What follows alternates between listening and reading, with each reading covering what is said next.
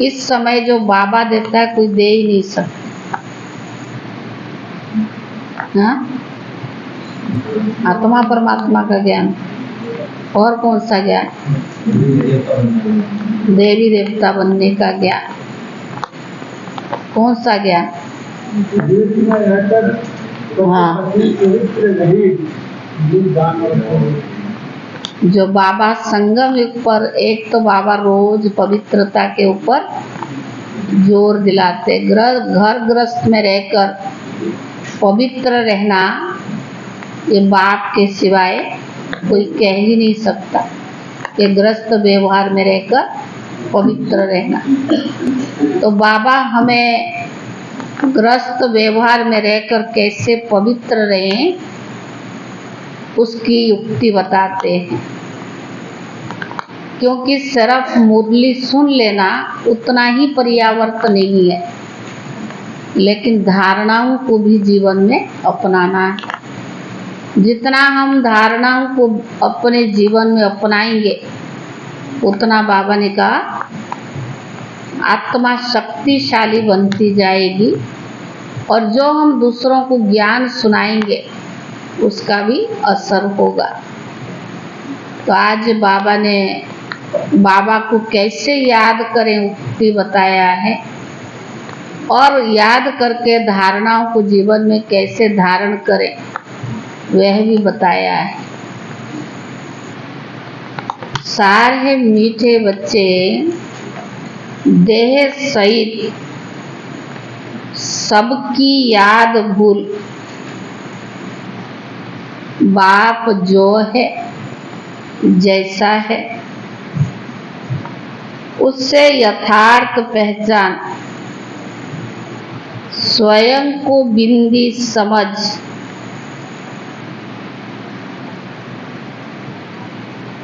मीठे बच्चे देह सहित सबकी याद भूल, बाप जो है जैसा है उससे यथार्थ पहचान, स्वयं को बिंदी समझ। बिंदी रूप में बाप को याद करो। प्रश्न है, कौन सा ज्ञान इस समय बाप से ही तुम्हें मिलता है और कोई दे ही नहीं सकता?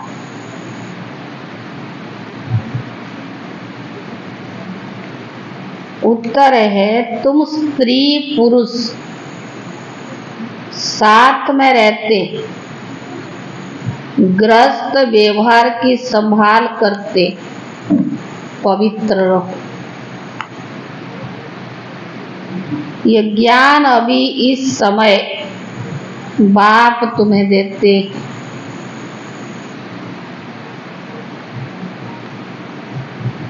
और कोई यह ज्ञान दे ही नहीं सकता।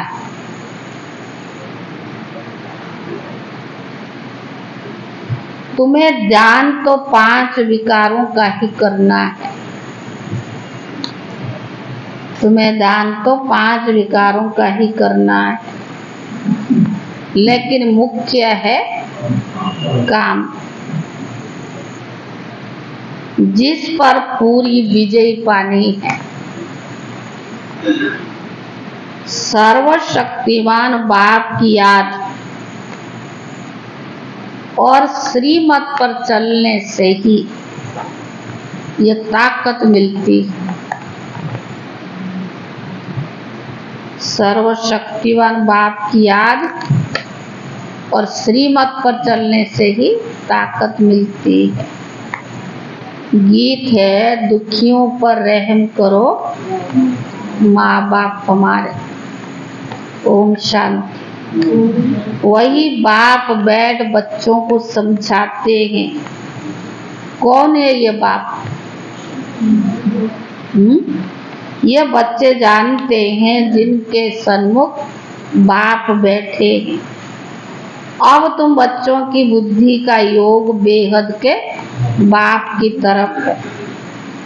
बुद्धि का योग अभी है हद के बाप से तोड़ना है। सारी दुनिया में जो भी मित्र संबंधी आदि है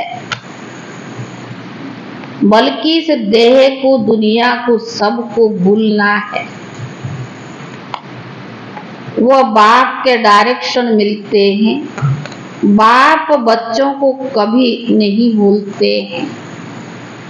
बाप तो कहते भक्ति मार्ग में भी तुम भक्तों की हम संभाल करते हैं, परंतु ड्रामा अनुसार तुम बच्चों को बाप को भूलना ही है। बाबा ने कहा भूलवाती है माया। कौन भूलवाती? माया।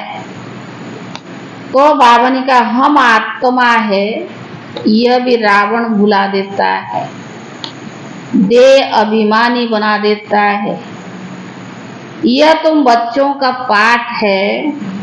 ऐसे नहीं कि तुम वहां सिर्फ बाप को भूल जाते हो, परंतु वह जो जैसा है उस बाप की याद और सुख देने का ज्ञान भी भूल जाते हो।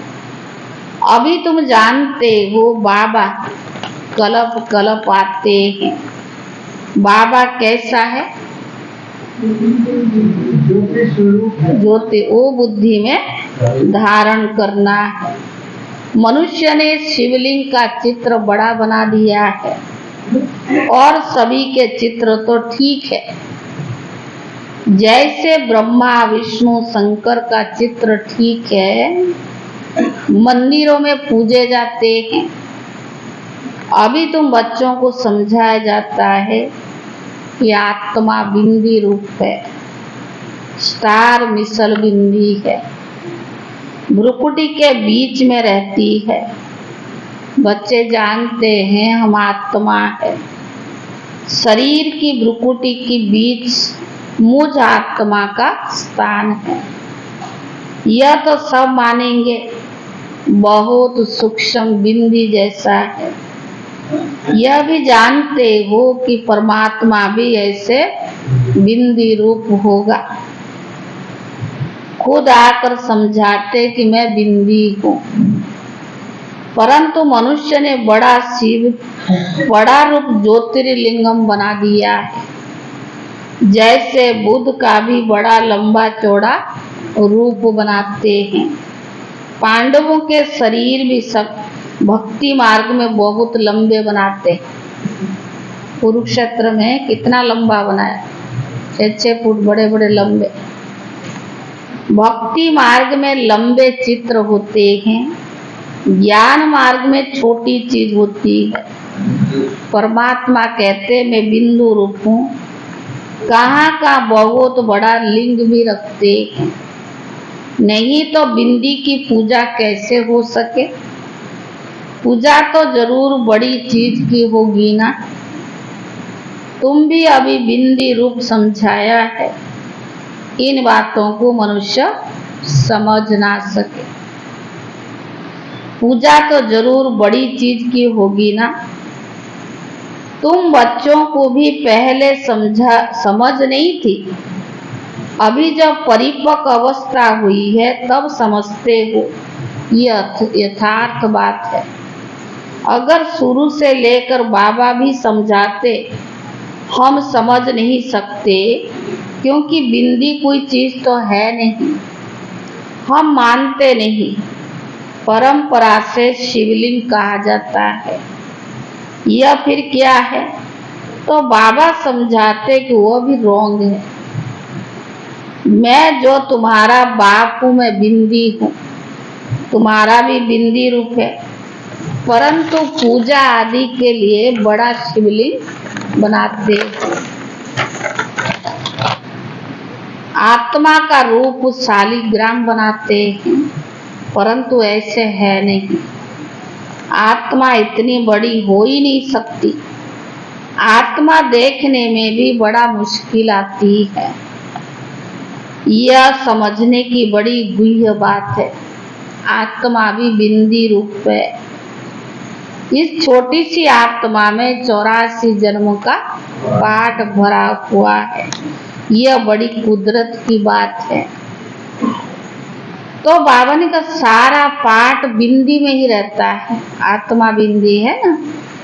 कितनी छोटी, बाबा ने कहा उस नाटक में भी पाठ बजाने वाले की बुद्धि में सारा पाठ याद रहता है ना।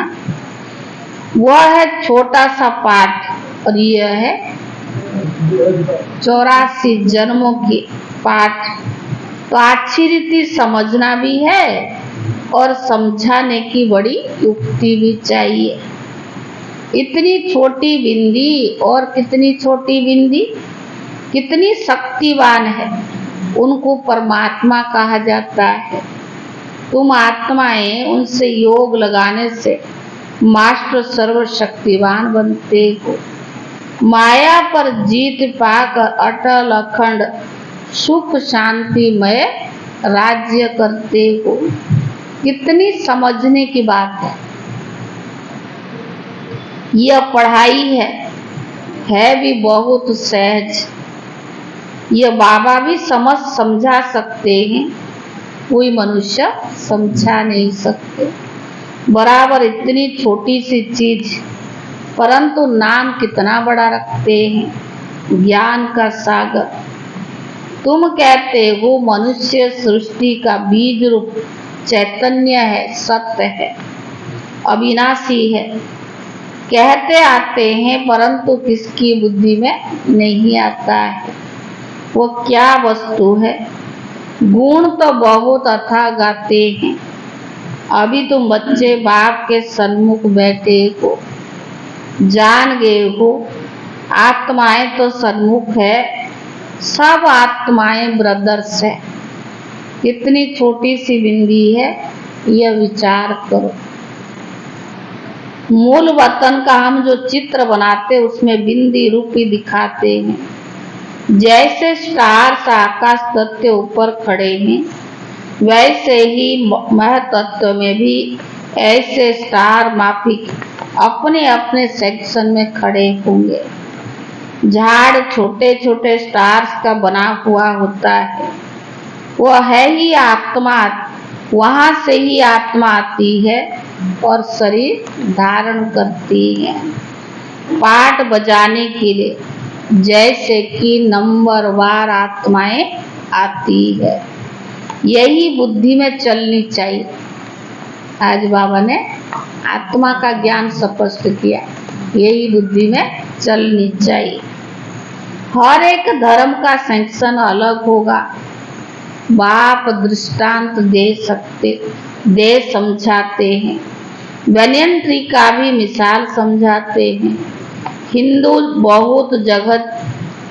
बहुत जगह चलती है, तो बच्चों को हिंदी भाषा में ही समझाना पड़े। परमात्मा भी हिंदी भाषा में ही तो समझाते हैं। आजकल जहाँ तहाँ इसका प्रचार करते रहते, एक भाषा होना तो मुश्किल है। कोई समझते हैं परम पिता तो सब भाषाएं जानते होंगे, परंतु बाबा कहते ऐसा हो ना सके। अथा अनेक भाषाएं हैं, वह भी तो सीखनी पड़ती है ना। परमात्मा को सब कुछ सीखना ही है। बाबा ने कहा परमात्मा, परंतु ऐसा तो हो न सके। परमात्मा को तो कुछ सीखना नहीं है। उन्होंने कल पहले जिस भाषा में समझाया है उसमें ही समझाते हैं। बाकी भाषाएं तो हर एक को पढ़नी होती है। बाबा को पढ़नी होती है क्या? तुम देखते हो शुरू से हिंदी चली है, सब हिंदी सीखते जाते हैं। भारत में हिंदी का ही प्रचार है। बाप हिंदी में समझाते हैं, फिर एक दो को अपनी भाषा में ट्रांसलेशन कर औरों को समझाना पड़ता। आप साउथ के साइड चले जाओगे ना, बेंगलोर, केरला, त्रिवेंद्रम, जो भी उधर है, कहाँ भी उस साइड में आप चले जाओगे, लेकिन आपको उनकी भाषा समझ में नहीं आएगा ना, उनको आपकी भाषा हिंदी भी नहीं समझते। तो लेकिन जो वहाँ रहते हैं ना लोग, जो दूसरी स्थान से आकर के, लेकिन आपको सीखना पड़ेगा थोड़ा। नहीं तो साल में एक दिन वो लोग कहते हैं कि स्ट्राइक करते हैं कि जो हमारी भाषा नहीं सीखेंगे ना, इनको रखेंगे नहीं। वो बेंगलुरु में गए थे ना, वो लोग कहते हैं कि इनको सीखना पड़ता है। एक दिन उनकी रैली चलती है, नहीं सीखे होंगे, जैसे सब्जी लाने जाओगे, कुछ सामान लाने जाओगे, उतना तो आपको सीखना पड़ेगा। वो आपकी भाषा नहीं सुनेंगे, आपको उनकी भाषा में सब्जी का या कोई सामान लानी है तो मांगनी पड़ेगी, क्योंकि भाषा का सबका अपना अपना है ना। तो बाबा ने कहा सीखना भी पड़े। यह सब मानेंगे जानेंगे बराबर बाप आया हुआ है। बाप कहते मैं भारत में ही आता हूँ, भारत हमारा बर्थ प्लेस है। शिव के मंदिर, देवताओं के मंदिर भी यहाँ है। देवी देवताओं का राज्य भी भारत में होता है। बाप भी भारत में ही आते हैं। देवी देवता धर्म की स्थापना यहाँ की है, तो मंदिर भी जरूर यहाँ चाहिए। औरों के इतने मंदिर नहीं होंगे, यहाँ बहुत मंदिर है। घर घर में लक्ष्मी नारायण के चित्र, राधे कृष्ण का चित्र, राम सीता के चित्र रखते हैं, क्योंकि भारत में हो करके गए हैं। परंतु उन्होंने कैसे राज्य लिया तो भूल गए हैं। चैतन्य में राज्य करके गए। लक्ष्मी नारायण बैकुंठ के महाराजा महारानी है। इन्हों को राज्य किए कितना समय हुआ यह भी जानते हैं। मुख से कहते भी है क्राइस्ट से 3000 वर्ष पहले भारत में देवी देवताओं का राज्य था। तो क्राइस्ट को 2000 वर्ष हुए ना, तो कितना हुआ 5000। तो जज ऐसे कहते उन्हें उस बात पर उन्हें समझाना चाहिए। बाप कहते क्राइस्ट से 3000 वर्ष पहले देवी देवताओं का राज्य था, अर्थात स्वर्ग था। ऐसे नहीं कि क्राइस्ट ही उस स्वर्ग में था। पूछेंगे क्रिश्चियन लोग तब कहाँ थे, यानी उनकी आत्माएं कहाँ थी। इस्लामी, बौद्धि, क्रिश्चियन आदि की आत्माएं सब कहाँ थी, यह भी तो समझाना पड़े ना। पर है बहुत सहज। वह सब निर्वाण धाम व निराकारी दुनिया में थी। निराकारी दुनिया में है, जरूर बहुत रहने वाले होते हैं। सभी आत्माओं का निवास स्थान महतत्व रूपी निराकारी दुनिया में है। तुम बच्चों की बुद्धि में अभी है, इस समय सब देवी देवताओं के आत्माएं हाजिर है। तब बाप आए हैं फिर से देवी देवता धर्म की स्थापना करने। समझो कोई धर्म आता है तो पहले बहुत छोटा होता है, छोटी छोटी शाखाएं निकल जब पूरी होती है तब यह तुम्हारा फाउंडेशन भी पूरा होता है। बीज और झाड़ का राज भी समझाना बहुत सहज है। मनुष्य सृष्टि का झाड़ बहुत धर्मों का है। समझते भी है फलाना धर्म था, फलाना धर्म नहीं था। अभी छोटे छोटे धर्म निकले हैं, आगे तो नहीं थे ना।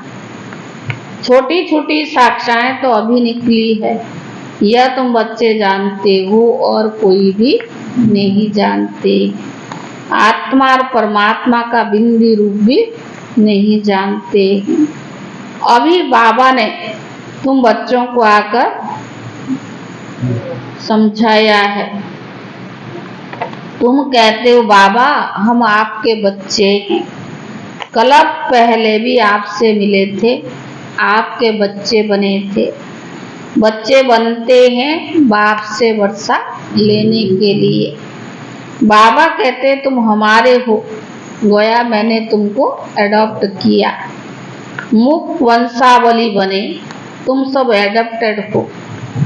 बाबा भी ब्रह्मा मुख से कहते तुम आत्माएं हमारी हो, परंतु तुम आत्माएं कहते हो बाबा आपने जो ब्रह्मा तन में आकर अपना परिचय दिया, हम आपके बाबा कहने से वर्षे की खुशबू आनी चाहिए। बच्चे ही तो कह सकते हैं ना, ये प्रवृत्ति मार्ग है। सन्यासियों के शिष्य बनते हैं, बाप बच्चे नहीं बनते। वर्षा बाप से जायदाद का मिलता है, वह तो कहेंगे हमने गुरु किया, वह जायदाद दे न सके, वह है निवृत्ति मार्ग वाले। बाबा तो जायदाद देते हैं ना, उनसे कुछ नहीं मिलता है। आधा कल्प गुरु किया, क्या मिला? जंगल में जाएंगे तो सन्यासी कहलाएंगे। तुम भी सन्यासी कहलाते हो, वह है हठयोगी सन्यासी, तुम हो राजयोगी सन्यासी। सन्यासी अर्थात 5 विकारों का त्याग करने वाले। स्व तो तुम त्याग करते हो और फिर पवित्र दुनिया में चले जाते हो। वो त्याग करते हैं परंतु पवित्र दुनिया में नहीं जाते, पति दुनिया में ही रहते हैं। बाबा समझाते आत्मा कितनी छोटी है, इतनी छोटी वस्तु कितनी ताकत है, अविनाशी भी है। वह बाप इस शरीर द्वारा समझाते हैं और तुम्हारी आत्मा समझती है। बाबा कहते हैं मैं आता ही तब हूँ जब कलयुग का अंत है, तम प्रधान पतित हो जाते हैं। मुझे याद भी तब करेंगे जो संगम होगा, तभी तुम आएंगे, तभी विनाश के चिन्ह भी देखने में आएंगे। स्व तो बराबर देखते हो, यादव कौरव पांडव भी है, महाभारत लड़ाई है, बराबर उस समय राजयोग भी सीखे थे और पांडवों ने विजयी पाई, यादव कौरव विनाश हुए। स्वर्ग में तो एक ही धर्म होता है, अनेक धर्म खलास हो जाते हैं। यह बाबा ही बैठकर समझाते हैं। बच्चे जानते हैं बाबा की इस राजयोग की शिक्षा से हम बराबर सो देवी देवता पद पाते। तुम पुरुषार्थ करते हो कि हम नर से नारायण बनेंगे, बाबा का वारिस जरूर बनेंगे, तख्त नशीन बनेंगे। फिर जितना जो पुरुषार्थ करेंगे उतना ऊंच पद पाएंगे। पुरुषार्थी छिपे नहीं रहते। आप पुरुषार्थ करते हैं, छिप नहीं सकते। वो बड़े मस्त होते हैं, पहले पहले प्रतिज्ञा करते हैं। बाप के जन्म के बाद रक्षाबंधन, बाप के बन गए ना, जन्म लिया बाबा से, फिर रक्षाबंधन। बाप को जानते तो पहले प्रतिज्ञा करनी, बाबा की बनने के बाद बाप से प्रतिज्ञा करनी है। बाबा कहते बच्चे काम महाशत्रु है, दान तो 5 ही विकारों का करना है, परंतु पहले पहले मुख्य है काम विकार। इनसे बड़ा खबरदार रहना है। भले स्त्री भी साथ हो, ग्रस्त व्यवहार में भी रहो, पवित्र रहने का मेहनत का काम है। सर्वशक्तिवान बाप को याद करो और उनकी श्रीमत पर चलो, चलने से ताकत मिलती रही।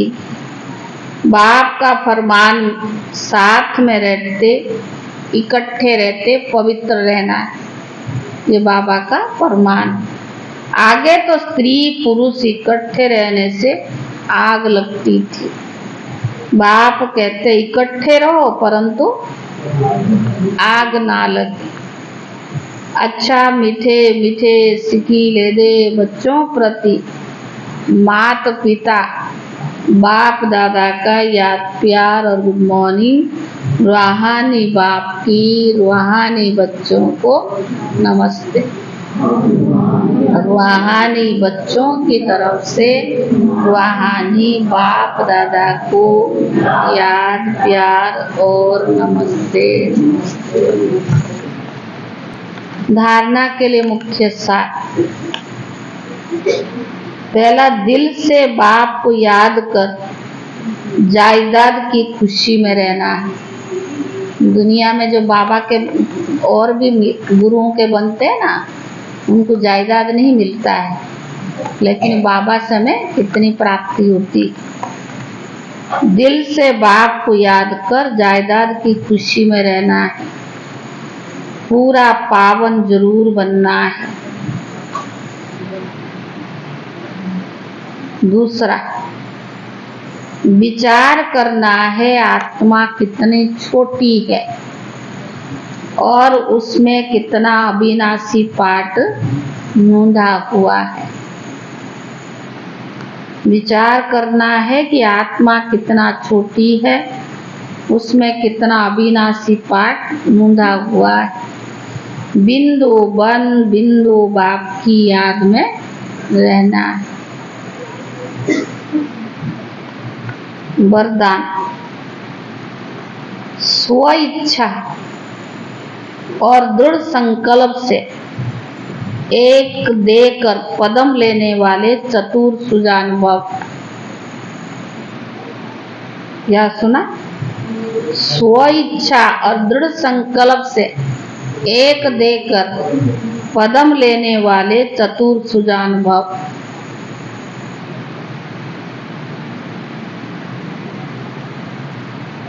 चतुर सुजान बच्चे, कैसे चतुर सुजान?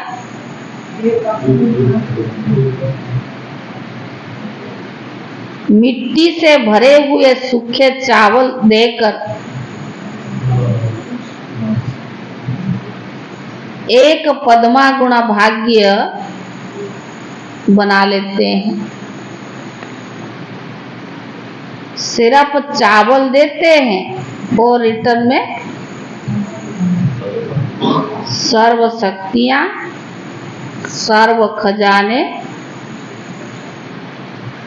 36 प्रकार से भी ज्यादा वैरायटी ले लेते। क्या देते हो?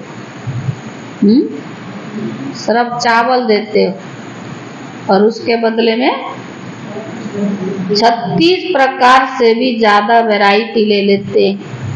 परंतु कई बच्चे वो भी देने के समय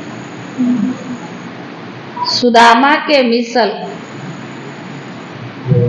परंतु कई बच्चे वो भी देने के समय सुदामा के मिसल कच्छ यानी बगल में छिपा कर रखते।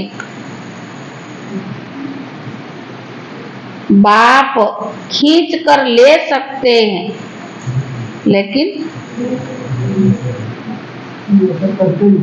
क्यों नहीं करता?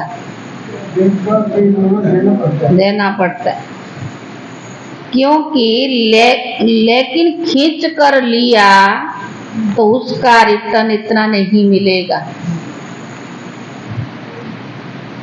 इसीलिए स्व इच्छा और दृढ़ संकल्प से एक देकर पदम लेना है। यही चतुराई है, इस देने में ही कल्याण है, इसे देने में ही कल्याण है।